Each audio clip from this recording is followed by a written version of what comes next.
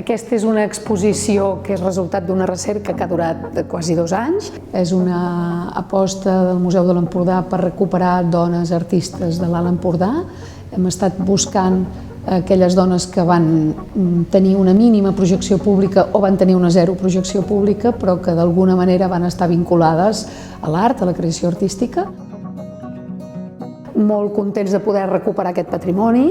En algunes s'ha fet una feina, una tasca de restauració important, perquè justament això és significatiu, que es tracta d'una obra que no ha estat valorada i que ha quedat arraconada en racons i en espais tancats, tant familiars com de museus.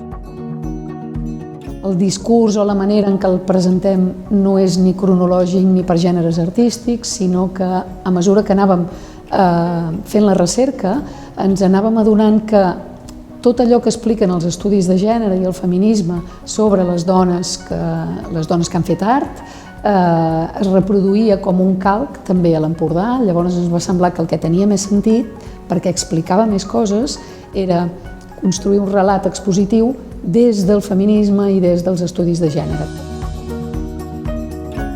Tot allò que se'ns explica doncs ho hem anat traslladant en 7 àmbits. En cadascun dels àmbits agafem una idea, una noció del feminisme i expliquem aquestes dones de l'Alt Empordà creadores des d'aquesta noció.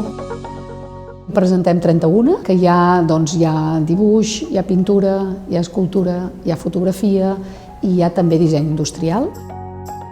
D'entrada tenim noms coneguts, com l'Àngela Santos Torroella, com la Caterina Albert, que no tothom sap que en Víctor Català, escriptor, tenia una obra pictòrica de dibuix i d'escultura sense pseudònim, per tant, com a Caterina Albert. Dones no tan conegudes, però amb una certa projecció, de Figueres, com la Rosa Genís, la Roser Vilà, la Remei Martínez Marí, com l'Ester Boix. Estem molt contents de poder presentar 3 descobriments.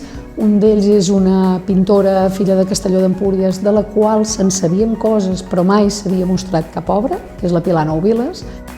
El segon descobriment és una fotògraf, una figuerenca coneguda com Paulina Buixó. A dia d'avui és la primera fotògrafa documentada de l'estat espanyol. I el tercer gran descobriment, que ens fa molt i molt contents, és la May Rahola, una fotògrafa, filla de Barcelona però amb vincles a l'Empordà, i ha deixat un llegat fotogràfic d'una modernitat sorprenent i estem molt i molt contents de, per primera vegada, mostrar les fotografies de la May Rahola.